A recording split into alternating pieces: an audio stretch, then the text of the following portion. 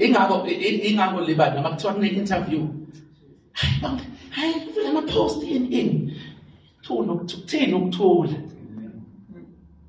So ungahambe uyomosha isikhathi sakho nawe uyowenza ama-interview uyifeyile-ke bese uyaphoxeka futhi ube disappointed. Or you can listen to uthula uNkulunkulu. I don't have peace about going to the interview, yazi. I don't have peace. Mangikhuleka nje yazi. The more ngikhuleka the more lento the more ngelanguage yakho. The more ngikhuleka yazi ngivele ngiyanqena nje. The more ngikhuleka mangifasta ngiyanqena nje yazi. Anginaki nje langa siya. Thula.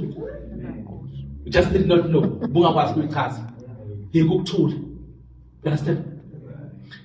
Gibele taxi. Seyakhokha. Thula manje kuhlala lana manje itekisi. Vele kube amplified ku times 10. Anginako ukuthula manje yazi. Manje nje ukukhuleka kancane, ukhuleka ngaphakathi. Ukuthula. Lokuthula qale nini? Uqala mangigela le taxi. Wathi ngisha kancane. Ngisawuchama, muthi ephuma etekisini, sawuchama, buya ukuthula. Something no. Ukugibele wena, hayi no. Ngibele, Nkosi, ube nenkosi. Ulimele netekisi. uNkulunkulu bekutshelile ngokuthula. Wangalalela. You could not noma wangakwazi ukutolika ukuthula. The presence of ukuthula or the absence of ukuthula. About to do this is the main way. Okay. Yeah, this is the main way. uNkulunkulu ezokhuluma umoya ongcwele ezokhuluma nawe. Ngokuthula. Ukuthi unako yini noma unako depending on anything. Ngisho noma uzoshumayela. Sometimes ufika ngaphambili unama topic awu3 ufuna ukukhuluma ngawo. Ungazithathe yini? Ngabona umncwabe bedidisa abashamahlaya la so basalela ukuthula befuna ukuzokuthula. Ngabona ukuthi bedidisa abashamahlaya la ngaphambili. So besafuna ukuthi ivoice yokuthula baholela ngakuphi? Ivoice yokuthula ufuna ivoice kaNkulunkulu, ufuna leading kamoya ongcwele ukuthi ukuthula kuholela ngakuphi ukuthula. Ngabona isiqhula la ngaphambili. Umafika la siqhula ngathi sifuna ukuthula. Asiyazi kahle, ngazi kahle ukuthula. Kodwa sifuna ukudidisa, sifuna ukuthula. Ngoba uNkulunkulu sifikela nakakahle ukuthi ufuna sishumele yini. Safuna ukushumela i-message. uNkulunkulu aphindele yawo eshumela last year. Hayi manje ushumela ukuthula kodwa uthi aqala hayi. Ubona ulandela ukuthula. Amen. Let the peace of God rule in your heart. Amen. Yabona inqumo, yabona khona abantu bahlangana nabo, ukuthi ukuhlangana nabo ukhuluma nabo, ukuthula kuyahlekela, kuyabalekela. Something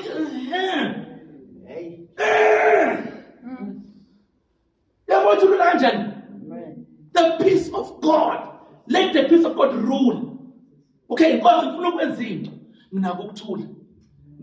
Now you're not sure. Thula ezweni, thula emkhulekweni. Get into prayer and fasting. You will know. This is how you make decisions. Amen.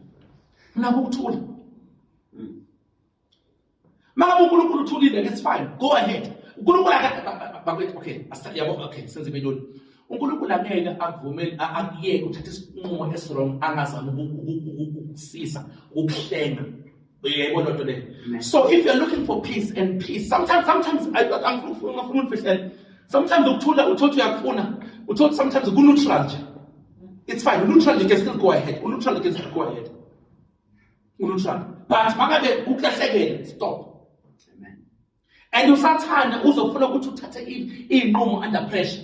Wokade akazi na under pressure oyibalekele under pressure. Hayi mama. Ngenani bafaka imali. Sekusinikhala zo3. Ngena manje sikhala pressure, run away. Because if pressure will not allow you to take time ukuthi ulalela ukuthula kaNkulunkulu ukuthi kuthini kuwe. Amen. Usathanda ihleza afake pressure. You understand? Be careful of your decision. Afuna ungakulalela ukuthula. Even before ngene into ujoin i-stokvel, wena wajoin i-stokvel unganabo ukuthula. Ekupheleni konyaka umuntu oninikeza imali wabaleka nayo. Hawu, ibhathi bathi uthembekile. Nonke iminyaka be-right. Hayi. Kodwa wena isikhathi ufuna ukusigcina kunganabo ukuthula nje ukuzibele nokuthula wena. Usibele nokuthula. Wena wathandana nomuntu unganabo ukuthula. I'm serious. Waqala umsebenzi unganako ukuthula. Umsebenzi sebakuhlukumeza bakuthakatha unganako ukuthula. ukuthula uNkulunkulu uyasebenzisa to guide you. Let the peace of God rule in your heart. Sengisho wazana noNkulunkulu. That's why when you start to walk in disobedience, the peace of God iyasuka kuwe. Akekho umzalwane wezisona ejabulile enokuthula. It is impossible. Because the peace iyalahlekela nje ipeace. Iyalahlekela. Sometimes ilahlekela nje ukuthi bakhulekanga 2 days. Kulekanga 2 days. Ungazi ukuthula kanti lahlekela nemoto lebeza wakho yakusona. Ungazi many voices at the same time. You understand? So, funda ukulalela ukuthula kaNkulunkulu ukukhuluma enhlizweni yakho. Enhlizweni.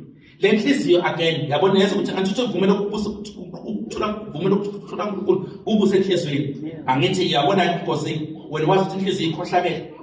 Inhle, ngaphezulu inhliziyo ikhohlakele. Ubani ongayazi wazi le verse phela ngenhliziyo yakithi. Kodwa la ukuthi inhliziyo ukuthi la ukuthi ukuthola uNkulunkulu ubusa kwenhlizweni. Yiphi inhliziyo ile ikhohlakele. Yabona ukuthi manje kwazi verse ndoda kuyinkosi kanjani. Kodwa manje inhliziyo uNkulunkulu uzosamkhuluma ngenhliziyo. Wena ungalaleli lutho enhliziyo ngokwazi ukuthi inhliziyo ikhohlakele. Uyabona inkosi. Ngithe le inhliziyo leyo if igcwele izwi ihlanzekile, it is a very good GPRS kaNkulunkulu. It is the best GPRS kaNkulunkulu enhliziyo le. Mangabe igcwele izwi. Mangabe uyakuhlanganisa ukuthi ukuyithulisa. Bona okay manje kodwa kufanele ifoni kulanga sisiyakufonela. Sakufonela ukuthi bese singakutholi.